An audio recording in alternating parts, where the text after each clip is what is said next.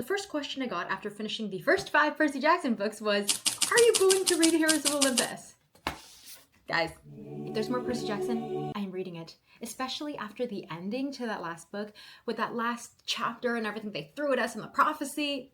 I need to know what happens! So thank you for everyone who did let me know the series continues. Also, thank you for waiting so long for me to read this. It has been a chaotic and busy year, and I just want to make sure I gave this book like the time and the space and the energy it deserves. But don't worry, I don't know what I'm allowed to say. There will be a lot of Percy Jackson stuff that I will post at some point in the future when I'm allowed, and it will be great.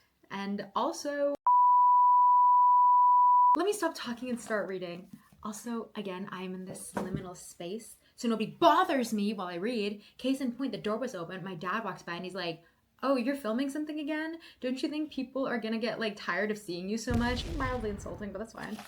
Also, this shirt, this is actually the Percy Jackson season 2 shirt. And that's why there's like some cracks going across the Camp Half-Blood logo, and on the back they actually have like, I don't know if you can see it, the characters' signatures, and I got it at D23 during the Percy Jackson panel, and it's really cool. Okay, chapter 1, page 1, The Lost Hero. Even before he got electrocuted, Jason was having a rotten day. What? So that opening line is entirely on brand.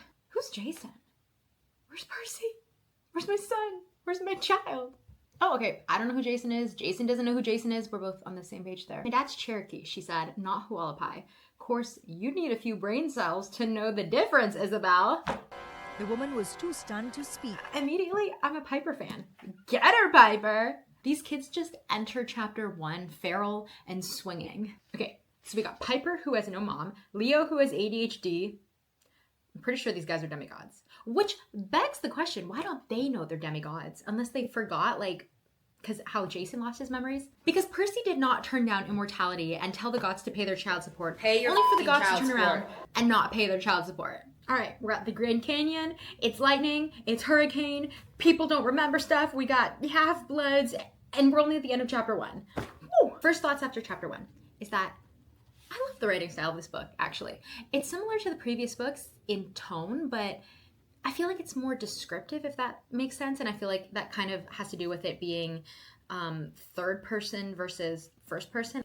I feel like the story is unfolding rather than a narrator just telling me a story through their internal monologue. I said in a previous video, I don't think that's like an objectively better way to tell a story, but I just personally enjoy stories like that better. And I think that's just because the other fantasy I sort of grew up reading, like Harry Potter and Lord of the Rings, is more from that third person perspective. So that's like what I tend to like better. Clearly we're starting off just as unhinged as the original series, so I have no complaints. Let's keep going. Oh, Coach Hedge is a satyr. I thought he was going to be a villain, but that makes sense. He's protecting these 3 half-bloods like Grover protected Percy, which I was going to say, Jason reminds me a lot of Percy. The whole, let me go back, where is it?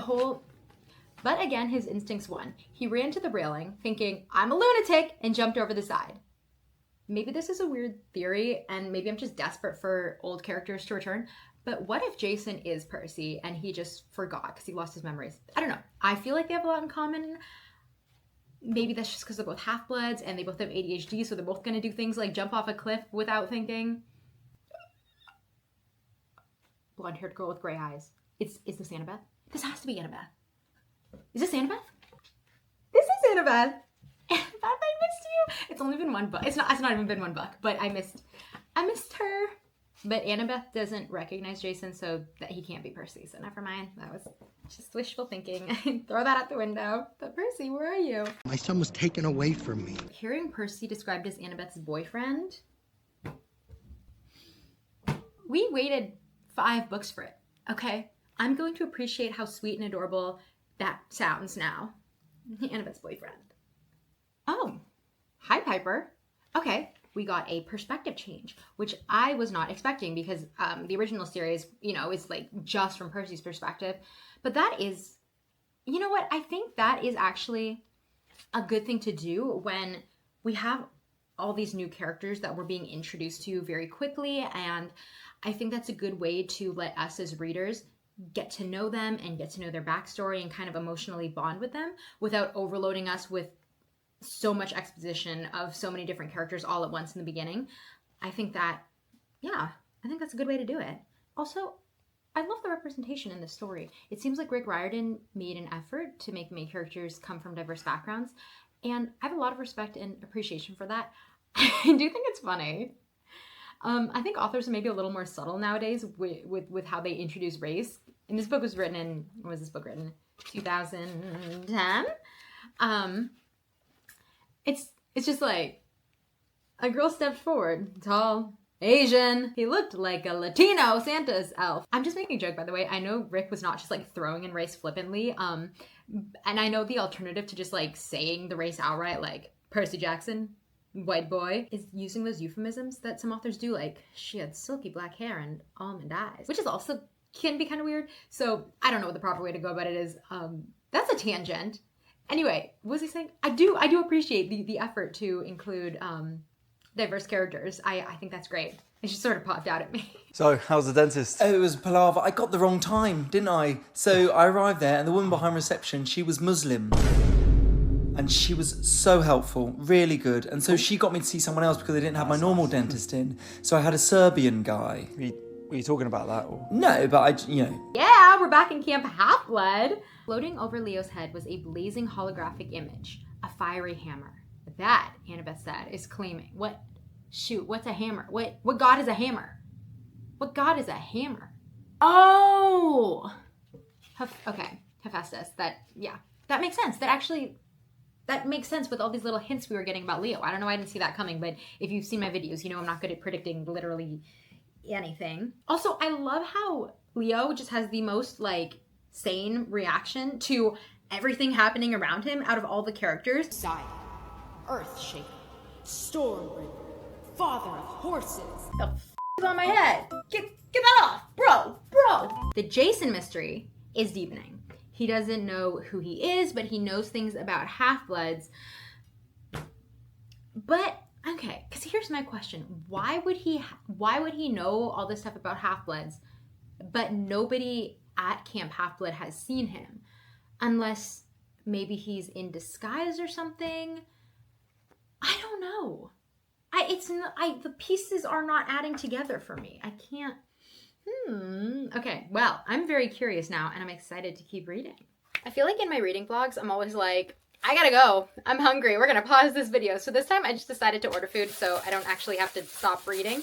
One of my favorite things about Camp Half-Blood is that you get whatever food you want immediately delivered to your plate. And I guess the closest thing we're going to get to that in the real world is Uber Eats, who has sponsored today's video. They have all kinds of cuisines and groceries and a bunch of variety available to order from in the app. But in the spirit of the book, I have ordered some Greek food from a local restaurant that I love. I am vegetarian like Piper, so I love that you can easily search for vegetarian food. Look at how good this looks though. Why are they ordering hamburgers at Camp Half-Blood? Be on brand. Order some Greek food, guys. You know, it's great because it's easy to order and it only takes a few taps, and I don't have the attention span for anything more difficult than that. This is Rocky Road cheesecake. Also, can we give a shout out to the no contact delivery? Love that. They just leave the order at the door and you pay and do the tip in the app, because I don't know. If the fact that I like hiding in my room reading books didn't make it clear, social interaction scares me. I mean, you can also order pickup and skip the delivery fees, which is a great option, but I will probably always have it delivered because I can't drive. Should we try the dolmas? I don't know why I said we. I'm the one eating it, sorry. You can order from hundreds of restaurants on Uber Eats and discover new deals every day. You can use the code Michaela15 to get $15 off your first order with a minimum basket size of $20. I really needed a snack break after the emotional turmoil of that last chapter. I feel like rather than reading a story about kids, I feel like they're more...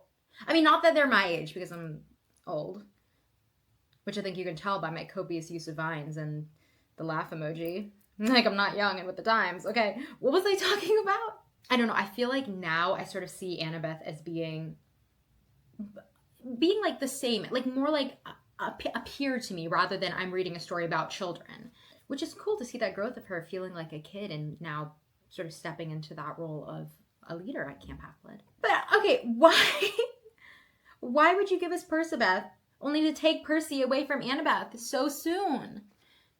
Give him back. Give him back to her. She's so sad. Give him back. I have to find my son. Oh no. Piper's memories of Jason were fake. What is happening? I'm so confused. I'm actually so confused. Like, who is he?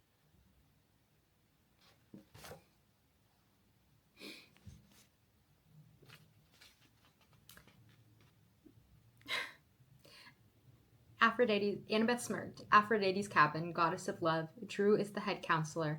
Figures, Piper grumbled. They're not all bad, Annabeth said. The last head counselor we had was great. What happened to her? Annabeth's expression darkened. We should keep moving. Selena. Annabeth's eternal beef with Hera is so funny. It's probably better I don't talk about it, Annabeth said. I've got nothing good to say about Hera right now. Oh, you want to know about Hera Piper? Hera, that son of a bitch, that mother Rachel! Ah, I'm so glad we're getting so many of the OG characters. And listen, I love the new characters, and I don't want to be like, oh no, we can only have returning characters. No new characters added to this story. It's just that I'm so emotionally attached to the characters from the original books, and thank goodness I get to see my children. I wonder who else is going to show up. Learning about the interiors of the different cabins is so cool. Like Hephaestus's cabin, having people have secret rooms. That is so cool. It actually makes me so sad that I live in the real world and I will never attend Camp Half-Blood. It's fine. It's fine. I'm okay. I'm okay. She was not, in fact, okay. Beckendorf. They're just talking about Beckendorf now. I'm still not over him. If I'm not over him, imagine how traumatized that everyone in Camp Half-Blood must be. Like, I don't know. Imagine you go to school and then a whole bunch of your classmates die, and you just got to go back to the next summer. Like, did they get any therapy? Did Camp Half-Blood hire any grief counselors? Is everyone okay? Are they okay? I don't think they're okay. But more to that point, I do like that we get to see the fallout from the last book, and it's not sort of like, oh, it's swept under the rug, like we just had this war, we're all cool now. You kind of do get to see the massive impact that those losses had on the camp. And while it's crushing, it's soul crushing, I think that's great that it feels like there's continuity between the two series, because I was kind of worried that this was going to feel like a totally separate thing, and it doesn't, so that's nice. Leo had never been the biggest or the strongest kid. He'd survived in tough neighborhoods, tough schools, tough foster homes by using his wits. He was the class clown, the court jester, because he learned early that if you cracked jokes and pretended you weren't scared, you usually didn't get beat up. Plus, humor was a good way to hide the pain, and if that didn't work, there was always plan B, run away over and over. Okay, I'm adopting Leo. Someone give me the papers where he's my son now. I just feel like that's something that, I don't know. I was gonna say we all relate to. Maybe it's just me. I don't know. But being funny so people can't bully you. Anyway, Leo, I'm officially adopting him. I love him. I will die for him. I will die for you, Leo. Huh? Okay, so Rachel and Annabeth just walked in with Piper, and Rachel goes, I think I may have killed her. Huh? Oh, no. No, they're not killing characters this early. Wait. I'm not doing this again. I'm not strong. Oh, she's fine. Okay, no, we're good. Ooh, I just had like war flashbacks for a second there. Okay, no, we're good. Maybe Hypnos is my godly parent. I love to sleep. I love to sleep. Thing is, I'm kind of confused by this like Greek Roman thing. Probably because I never bothered to learn any more Greek mythology since reading the first books. To my knowledge, like the Roman gods were kind of derived from or adapted from the Greek gods. Is that correct? So it's cool to see how that manifests here in the story, with the Greek gods having like that Roman counterpart. I'm just confused how it all works, but I guess we'll be learning more soon. I have always had admiration for the world building of Percy Jackson, and it's really cool to see how it is being expanded here. This is a different shirt, by the way. This is the season 1 shirt. I didn't just wear the exact same shirt. I washed my clothes. She woke feeling like she'd been trampled by an Irish step dancing troupe. Why is that so specific? The descriptive language in Percy Jackson is always so funny to me because it's like nothing that a normal human would ever use to describe anything. And I feel like that is exactly why it's so great, because it's written in a way that like children actually think and talk in a much more like imaginative sense when describing things. And I love that. It feels very authentic and creative. But yeah, add Piper's dad to the list of subpar parents. Damn. Percy's mom continues to be the last good parent standing. We're gonna have to pull out that scoreboard from the previous videos. Piper's dad is now at -2 points. Like, he doesn't seem malicious. He just kind of sucks as a dad, which isn't a crime, but maybe it should be. Man, Rachel and Piper need to bond over their absent rich fathers. Oh, Rachel and Piper are talking. Okay, manifested that. Yes, queens. We've got teams everywhere. Grover, Tyson, Nico, the Hunters of Artemis. Everyone's out looking. That is my Avengers Endgame right here. Oh my god.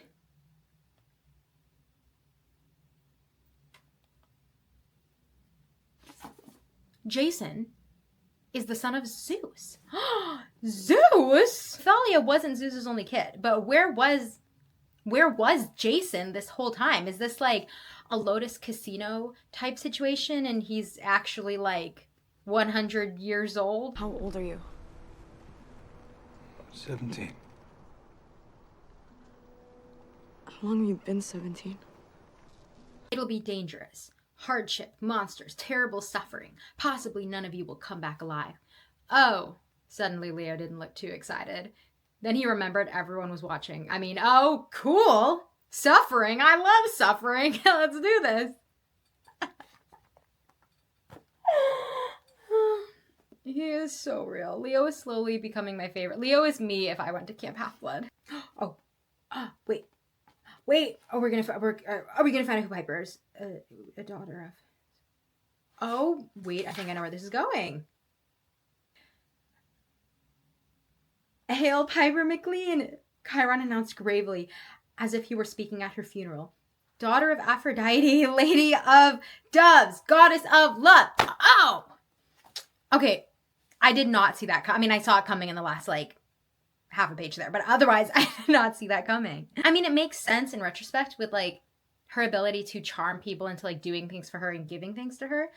It's also so interesting, though, because I feel like Piper isn't my preconceived notion of what a child of Aphrodite is, which is something I really liked about how Selena was portrayed as a character, too. These characters are very three-dimensional, and they're not sort of confined to the constraints of, like, the stereotypes of what their parents are, and I love that. Oh.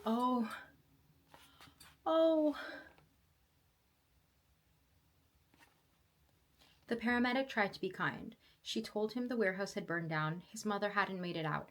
The paramedic said she was sorry, but Leo felt hollow. He'd lost control, just like his mother had warned. Her death was his fault.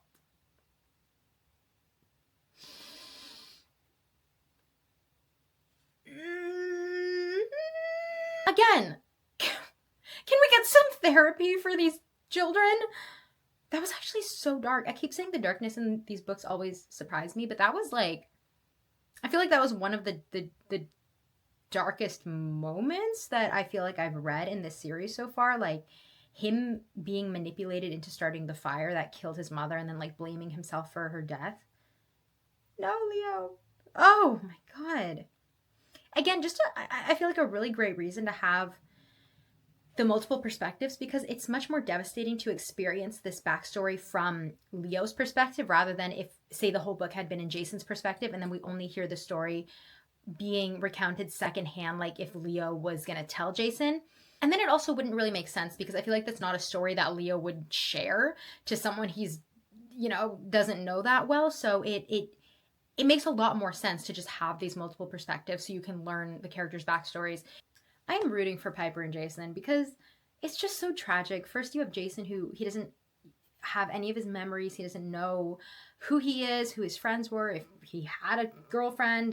But then he feels this connection to Piper because he knows what it feels like to have people not like you for who you are, but like what you are, from him being a child of Zeus. And then, but he can't like actually feel genuine feelings for her because he doesn't know who he is. And then you have Piper, who has these false memories of a romance with Jason. So she loves him, but it's like it's not, this connection isn't real. It wasn't real. And so it's just, gosh, that's just so tragic for everyone. And I just want them to be happy.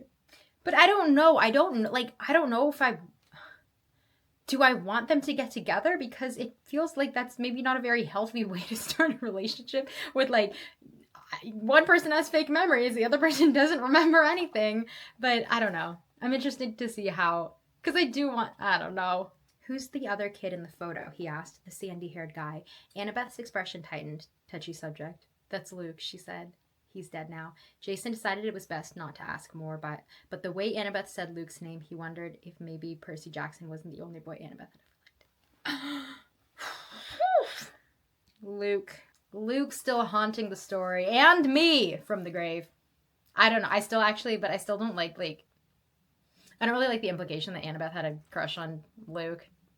I don't know. The story was always more impactful for me seeing their relationship as like a brother and sister rather than anything, her having like a crush. I don't know. But Luke, stop haunting me, Luke. I'm still not over it. Oh, okay. So Jason is Thalia's sister. Like, not just from the Zeus side, but from their mom's side. Has that ever happened before? Like, has a god had multiple children with the same mortal in this story? I mean, unless maybe they're twins, and that's why. Piper woke up and immediately grabbed a mirror. She sat on her bunk, looked at her reflection, and groaned. Oh, she was still gorgeous. It was terrible to wake up flawless and gorgeous. Oh, yeah, the horror. I mean, no, I get it. Like, she doesn't feel like herself, and, you know, looks rightfully aren't important to her. But, like, if I woke up looking like a supermodel, would I be complaining? No, I would not. I just want you to know that I will be mean to Jessica if you want me to be. Oh, no, it's fine, Kelly. It's really no problem. I was already planning on being mean to her. Festus the dragon. That's the dragon. That must be the dragon from the cover. Honestly, I didn't even notice this was a mechanical dragon when I looked at it. I kind of just like, it went into my head as like, oh, this is the art style. That's why it just looks kind of funny. Another thing I like about this book and the style of storytelling in this book is that there aren't a lot of side quests. And I do know that side quests are like a key in Greek mythology, but I kind of like just getting into the heart of the plot. And so I feel like they do go on side quests, but it feels like the side quests are relevant to the main arc and to like the main plot and the journey they're on. And I kind of prefer that. I kind of prefer that to like the bunch of side quest after side quest that were at least in maybe like the first one or two Percy Jackson books. I keep referring to this one character as the Ice Princess, and in my head, I can only picture like that Ice Princess from Shark Boy and Lava Girl. I love how the storm spirits are connected to the events of the last book and like them fighting like Typhon, is that how you pronounce his name? I don't know how to pronounce anything. It's nice that we're kind of seeing the consequences and the fallout from the events of the last series rather than this just being a completely unconnected plot. I love continuity. This book is giving me continuity and I appreciate it. Also, I like that Piper is vegetarian. Heck yeah, vegetarian representation. I want a cheese and avocado sandwich. And you know what? I don't think Piper's going to betray them. I don't. I mean, look, I know I was a massive clown for Luke. I'm like, Luke's going to turn back. Luke's not going to betray them. Luke's going to do the right thing this time every single time. And then he let me down every single time. But I don't think Piper's going to betray them. I don't think she will. Don't let me down, Piper. Okay, so we're at the point in the story where Jason just got tricked by the Cyclops. Okay, if you watch my other videos, you know I complained how much it stressed me out when these kids would just walk right into an obvious trap. Like the sign above their head would read like, this is a trap, and they'd be like, let's go in anyway. And it just stressed me out. So I do like how this book, they are going into traps, but they're kind of more realistically getting tricked into the traps. They're not just like, let's ignore every red flag we see along the way. Because it stresses me out less when they're not just running headfirst into monsters. To be fair, I know Percy was like 12 in the first book, and clearly Jason, though we don't know a lot about him, has been doing this for a while, so it makes more sense that he's a little more mindful about what he's doing, but it stressed me out when Percy did that. He's like, hey, let's go into the monster donut shop. Might there be monsters in there? Yeah, probably not. But you know what? The monsters are also getting smarter too, because Percy used to just walk into a trap, but he could talk his way out of it like real quick. He could just like trick the monsters immediately. They're not falling for it though this time. They cannot talk their way out of this one. So that's kind of scary. Piper sighed, then she looked at Leo with something like fear. How did you, the fire, have you always... Leo looked down. Always, he said. I'm a freaking menace. Sorry, I should have told you guys sooner, but sorry, Piper punched his arm. When he looked up, she was grinning. That was amazing. You saved our lives. What are you sorry about? I just love this theme. That the part of yourself that you desperately want to hide, and that's like, I don't know, like you're... that part of yourself that you hate is actually your biggest strength, and the people who are your true friends will love you for it. Yeah. Oh, yeah. The monsters are unkillable. Great. I hate that. I mean, they were always unkillable. Like, they always would reform eventually, but like, in the future, now they're reforming right away. I'm stressed again. Because that's the scariest antagonist, is something that like, you literally cannot defeat no matter what you do. He believes we Olympians have become too involved in the affairs of mortals, in the fates of our demigod children, especially since we agreed to claim them all after the war. He believes this is what caused our enemies to stir. That is why he closed Olympus. Zeus had to pay child support for 5 months, and he's like, nope, that's it. The world is ending. We're all gonna die. Nope, child support. It's gonna kill us all. I just realized that the wind spirits are in Chicago because Chicago is the windy city. Oh, by the way, I finally went to New York this year, and Percy Jackson just makes so much more sense to me now. Before, like, when they were having the battle in New York, and they're like, this is happening in Manhattan, and we gotta take the subway. They might as well have been on the moon. Like, I don't know where any of that stuff is, but now after seeing New York City in person, the book just makes so much more sense. Like, I actually understand how the battle was working and where everyone was coming from, and it's just like, yeah. Go visit New York if you're a Percy Jackson fan. Yes, Leo said. Festus can't hang around here, though, in the middle of the park. They'll arrest him for loitering. I love these bugs. This friendship building that's happening between Jason and Piper and Leo is so good. Like, Piper and Jason have such a quiet understanding of each other that's so sweet. And also, like, her falling asleep with her head in his lap is so cute. Listen, it's not Percabeth, okay? But it's like, it's really sweet. It's really sweet. And Jason reframing Leo's hatred of his powers as something that's like a gift and something, you know, that is important. I just love, they work really well as a trio. They have really good chemistry with each other. I don't know if that's like a correct word to use in a book. I feel like you use that more in film. Like, actors have good chemistry, but like, I don't know, the characters just mesh together really well. The only character I feel like I'm struggling to like get a read on is Jason, and that's obviously because he doesn't remember who he is. So it's hard for me to know who he is. I'm like, you don't know who you are. I don't know who you are. Who are you? Sorry, I know this is a tangent. But if you watch Doctor Who, if you don't watch Doctor Who, just skip ahead.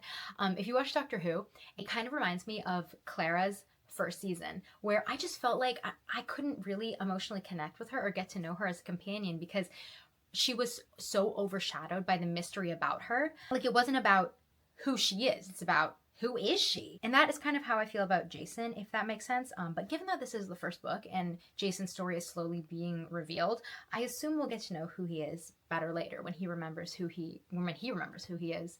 If the vial could cure Jason's memory, do I really want that?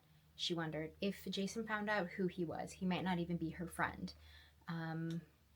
He might have a girlfriend wherever he came from. It doesn't matter, she decided, which kind of surprised her. Jason always looked so anguished when he tried to remember things. Piper hated seeing him that way. She wanted to help him because she cared about him, even if that meant losing him. Okay, I love this. This is like just what I needed to see before I full on was like shipping them, I guess, right? Because that's a selfless love. She's willing to let Jason go. She's willing to lose him because she cares about him and loves him so much. Boy, between Leo and Jason getting so easily charmed by the princess in the mall and Percy getting so easily tricked by Cersei, I don't know, maybe stop bringing men on quests. I'm joking, but like, pull it together, guys. I really like this sort of section where Medea is telling her side of the story. And, you know, maybe it's true, maybe it's not, but it kind of gives a lot more dimension to her as a villain, which is something I really liked in the Percy Jackson TV show. And I mentioned that in those videos, but they kind of gave Medusa this three-dimensionality by having her question the narrative we've been told about her as a villain. Jason, Leo, listen to me. Piper put all her emotion into her voice. For years, she'd been trying to control herself and not show weakness, but now she poured everything into her words. Her fear, her desperation, her anger. I love that Piper showing emotion is her strength. Just like what Leo has been trying to hide and repress all these years is his strength. One of my favorite things about the original Percy Jackson series was the things that the characters saw as weaknesses in themselves, or that the real world portrays as weaknesses, like dyslexia and ADHD. Those were the things that were their strengths. I love that.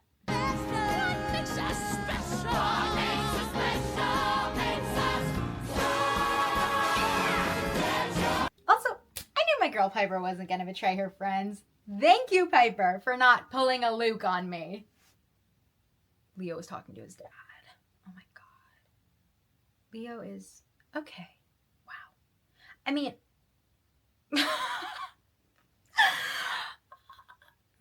okay. I thought Percy was wild for how he talked to the gods, but Leo. Okay, Leo. Now you show up, he demanded, after 15 years. Great parenting, fur face. Where do you get off? Oh my god. Where do you get off sticking your ugly nose into my dreams?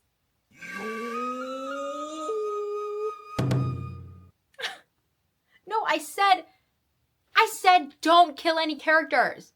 That included the dragon. Ugh. Can they put it back together? Maybe they could just put it back together. I mean, I know it's just a mechanical dragon, but it kind of feels like when, like, a dog dies in a story or something. Like, no, I don't know, but, like, it's just sad. It's just sad. It's sad. I'm sad. I'm sad about it. Jason took a deep breath. Leo, I'm sorry about that stuff I said in Chicago. That wasn't me. You're not annoying, and you do take stuff seriously, especially your work. I wish I could do half the things you can do. Leo lowered his screwdriver. He looked at the ceiling and shook his head like, what am I gonna do with this guy? I try very hard to be annoying, Leo said. Don't insult my ability to annoy. I don't know. Leo is like working his way up to becoming my favorite Percy Jackson character. Oh boy, Leo. So my camera was getting overheated, so I turned it off for a little bit, and I read a little bit off camera. So just to recap what I read. So we encountered King Midas, and we got Coach Hedge, who, no offense, but like I didn't really care if he was alive or dead. I didn't care if we rescued him. Sorry, Coach Hedge, but like, yay, I'm glad he's not dead, I guess. And also, perhaps knowing some Greek or Roman, I don't know, mythology might make reading these books a more enjoyable experience, because that chapter with Midas was actually really fun because I knew what was going on. Like, I knew the King Midas myth. So perhaps I should do some research into some Greek mythology. But I don't know. There's also an aspect where it's fun. Like, you don't know what's going to happen because I don't know the mythology. And Piper finally confided in her friends about her dad. And they reacted really sweetly, which I love. I hate when there's like plot points and a character has to keep a secret to like protect their family or friends, or to like for a secret for a good reason. And then once they reveal it to the other characters, like before they even did anything wrong, and they just like reveal they were keeping a secret, the other characters get mad and they're like, oh my God, how could you keep that from us? And I'm like, take it easy. They were lying. They weren't like lying to you for fun. There was a lot going on. Anyway, so I'm glad Leo and Jason were really understanding in that situation.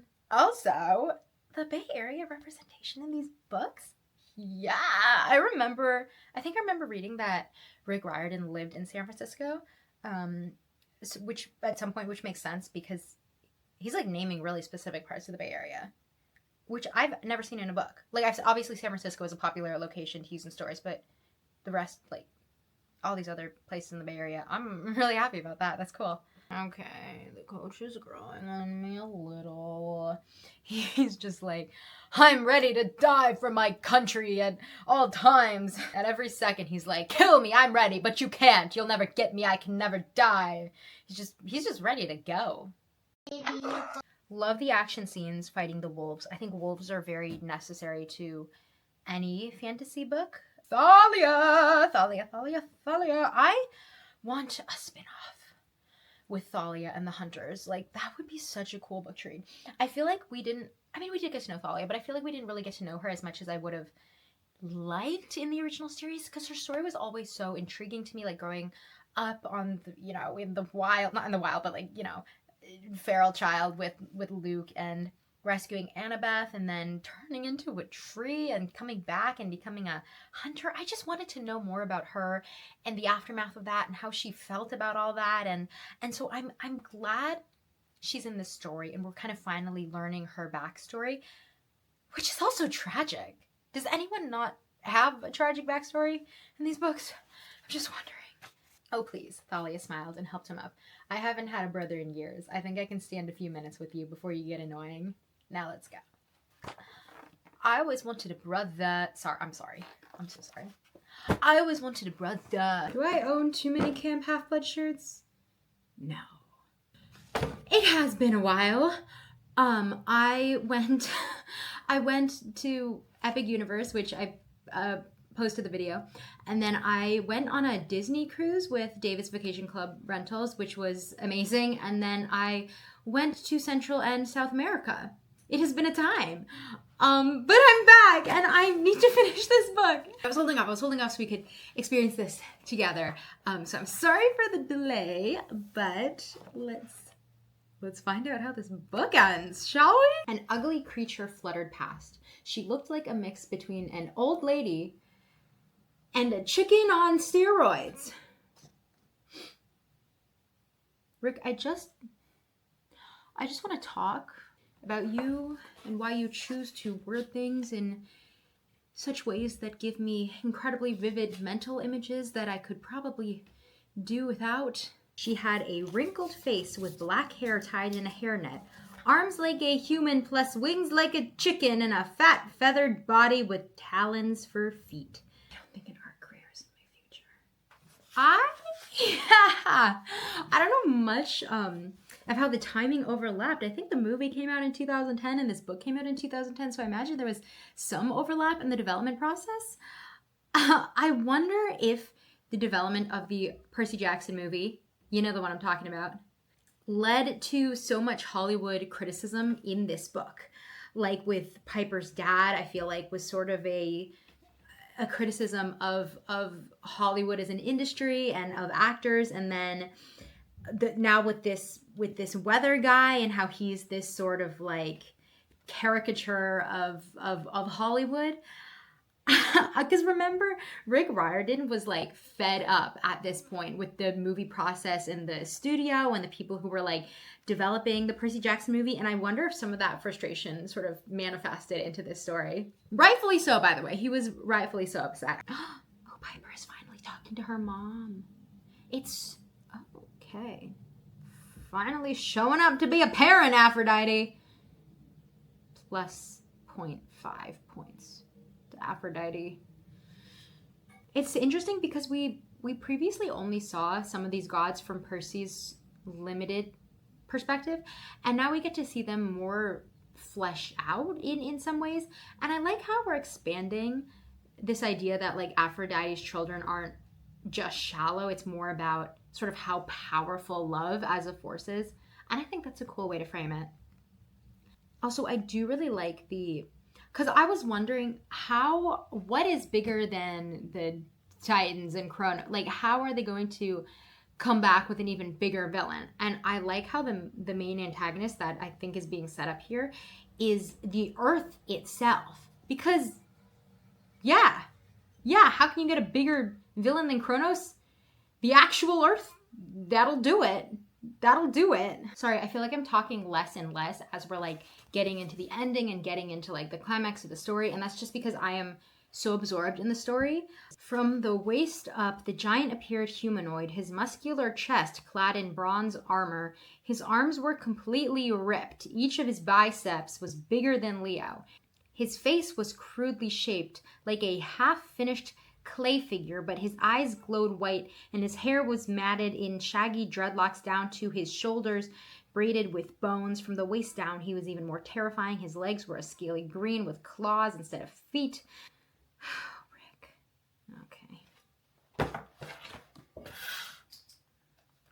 Okay. How do you draw biceps? I wouldn't know because I don't have any. He's got abs. He's been working out. He's got a Peloton. I left his armor as like kind of a crop top so you could see his abs. Art is my hidden talent. It's so hidden that you can't even find it when you look at my drawings. Piper's expression was ferocious, almost crazy, like a cornered animal. Leo was glad she was on his side. "Nobody hurts my friends," she said, and with a sudden warm feeling, Leo realized she was talking about him.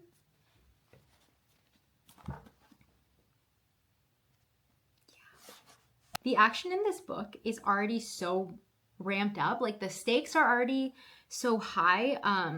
I feel like the first Percy Jackson book kind of like eased us gently and into the fray. And this one's like, nah, welcome in. We're fighting ogres and we're fighting giants and legs are getting broken and we're falling out of the sky and moms are getting burnt to death. Like, Rick said, no rest for you today. Jason is literally dying. And his only thought is, wow, Piper looks so pretty covered in dirt. Them being able to defeat the giant by Piper yelling, "Hey, look behind you!" And then Jason just football tackling him. It's pretty iconic. It's not gonna lie. It's so sad that Piper and her dad had this whole like reconciliation, but he's not gonna remember any of it. Like, I feel for her dad. Like, I understand the need for him to erase those memories. Like, he was kind of just thrown into it and kidnapped and it, like, you know, with no context or that. I feel for him.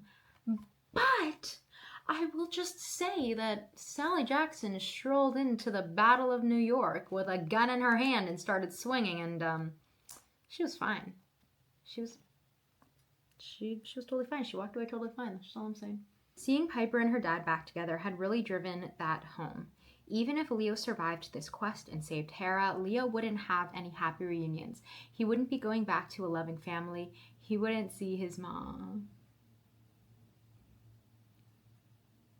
Leo. I'll sign the papers right now, Leo. Thalia swinging in for the rescue. I love her. This new generation of demigods is ruthless. Because even Annabeth, who hates Hera, she was always still a little bit like, all right, I gotta reel it in. We can't offend the gods. Like, you don't know what they're gonna do. Like, I hate her, but I gotta cool it down a little. Leo, on the other hand, so you're like a heat lamp or fertilizer. The goddess glared at him, but Leo didn't care. This old lady had been making his life miserable since he was a baby. He totally had rights to rag on her. Leo, my brother. Oh, God. Oh. I don't know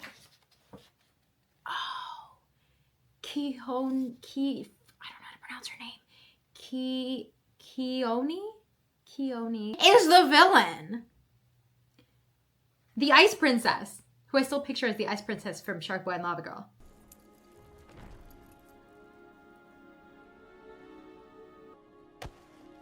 I admit, I didn't see that coming. I usually don't see things coming. But I feel like when it's a villain reveal, it's usually someone who you kind of thought was maybe on your side, and then they turn out to be evil, and then you're like, I'm still traumatized from Luke. Still traumatized from Luke. But she was kind of already mean, so I didn't see that coming. Got me again, Rick. Keone, I'm gonna call her Keone now. I don't know how to pronounce her name. That's what I'm calling her. Keone's like, F your global warming. She's like, I'll end global warming when I rule, which is actually kind of a solid campaign promise. Don't make me root for you, Keone. Like, she's evil, but she's environmentally conscious, and I can get behind that. My God, there is still more battle to come. Or should I say my gods? No. There is still more battle to come. Book 1 of this series is already like original series book 5 level of battle happening here. This is crazy. Jason charging in with his horse spirit like Elsa. Okay, queen. May I just say how much I love this battle. Jason is out there heroically fighting with a giant. Piper is trying to convince a cage to go to sleep, and Leo is pulling things out of his magic belt like Mary Poppins. Hera, you couldn't give him 2 seconds to close his eyes? Wait, he's not dead. He's not dead, right? No, he has too much main character energy. He's fine. He's okay. Get up, Jason! Oh my God. Wait, Piper was actually like, Jason, you're fine. Get up, Jason. And he got up. That's actually literally what just happened. That's so funny.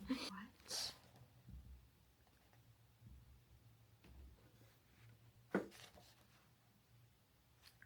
Am I hearing this right? There's like a secret second Camp Half-Blood? What? Plot twist? Huh? Let's get back to that one because I'm still processing that. Piper is now confronting Drew, which I've been waiting for. Get her, Piper! I'm glad that even though Piper's dad doesn't have his memories, there's still like remnants of the experience and how it changed him and changed his relationship with Piper there. Because he told her he's proud of her and he loves her. So I guess he gets 1 bonus parenting point. Just 1 though. Also, I am glad that Piper and Jason didn't kiss. I feel like it's kind of different. Like, when I was rooting for Percy and Annabeth, it was kind of like, it was really sweet to watch them, like, grow together and grow up together and grow into their relationship. But with Piper and Jason, it's more just, like, I feel like there's a lot of like, confusion and trauma and, like, you know, unknowns in that relationship. So I kind of feel like if they get together, I want that relationship to feel earned. And I think they need more time just to exist as friends with their true memories before they jump into a relationship. Okay, but Secret Second Camp. That is a crazy piece of lore to drop. And now I'm reading they're sailing to Greece. Okay, man. Okay, I feel like I want to start the next book right now, except I don't have it. I have to go like buy it or get it from the library. But insane plot developments are happening here. Like world-changing plot developments are happening to the story. So, recap. Hera is the one who sent Jason to Camp Half-Blood to do like a exchange of leaders to bridge the camp together. Okay. You know what? I like this development. At first, I was like, a secret camp. That feels strange and out of nowhere. But I don't know. I actually kind of think that's kind of cool how he's bridging the, you know, Greek and Roman mythology and also, you know, the expansion of this theme of family. It kind of reminds me of Moana 2, which was like, the movie was okay. I mean, I think, like, the movie was enjoyable, but I think if you watch it knowing it was originally supposed to be a TV show, like, that explains a lot of why the plot kind of felt all over the place, and it kind of felt like a bunch of different episodes strung together rather than one cohesive movie. And I could have you know, used Lin-Manuel Miranda's music in it. It would have really elevated it. But what was I saying? Oh yeah, so because like in Moana 2, no spoilers, but they are kind of like their mission is to sail across the ocean and reunite their people, which is kind of, I feel like, what is happening. Like that's where this is going. I think there's an interesting sort of opportunity here to have these two groups heal their generational trauma and recover from the wars of their predecessors. And I think that is actually a really interesting premise and a really interesting theme to explore. So I'm excited to see where that goes. Oh, okay. So it was an exchange. I don't know why, like, the word skipped over my head when she said exchange of leaders, but it was an exchange of leaders, meaning someone was sent to the other camp. So Percy was sent to the other camp. Oh, okay. No, I really want to start the next book. We're gonna find my son! Does that mean Percy has lost his memories too?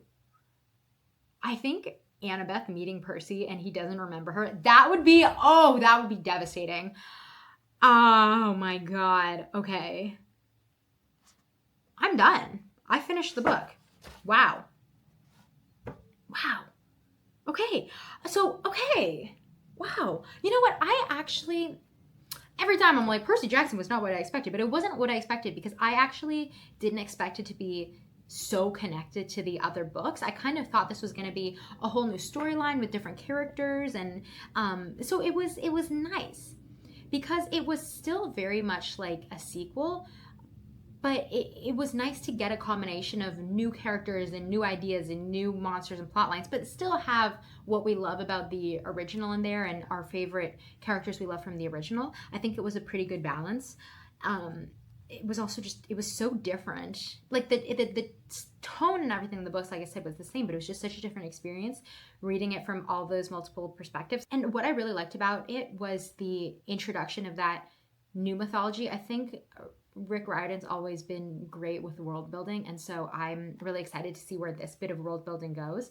I also really liked the new characters. I didn't expect to like them as much as I did because it's kind of like, you know, I thought maybe I was going to miss the old characters more, but and maybe it was because the multiple perspectives really helped me empathize with them, but I kind of fell in love with the new characters really quickly, like a lot more than I thought I would. And I don't know, at the beginning I was like, oh, I don't know if I like Leo, but then, I mean, immediately once I read his perspective, I was like, oh no, I love him.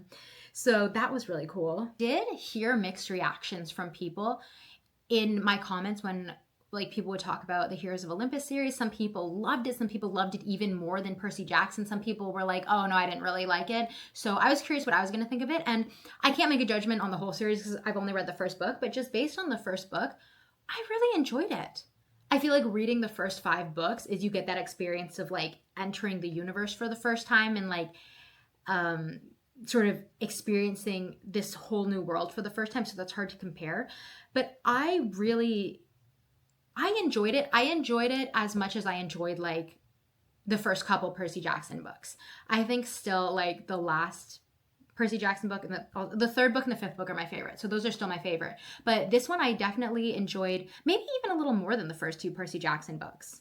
And you know what? I do feel more excited to read the next book in this series than I did after reading the first Percy Jackson book, which isn't to say I wasn't excited, but there's just something about the way that this story has been set up and the mystery and, you know, the adventure that's been promised to happen in the next book that just makes me really hungry to see what's next. I just think that this book has set up a very, very compelling plot, and I feel very compelled to keep reading. So thank you so much for watching and for following along. You know, I love doing these videos because I love kind of like I've said, I like getting to read along with the fandom and to hear everyone's reactions and thoughts and opinions. I don't know where I'm going to be in the series once I post this, so like let me know all your thoughts and opinions, but maybe like no super crazy spoilers, okay? But I would like to know what I should expect from the rest of the series, and like if you liked it, if you didn't, if you liked it more than Percy Jackson, if you liked it less. Like I'm really curious because like I said, right now I feel like the first book of this series is on par or maybe even a little better for me than the first like 1 or 2 books of the original Percy Jackson series was. So I'm very excited to see where the story goes. All right, I'm gonna go to the library so I can get the next one. Bye guys.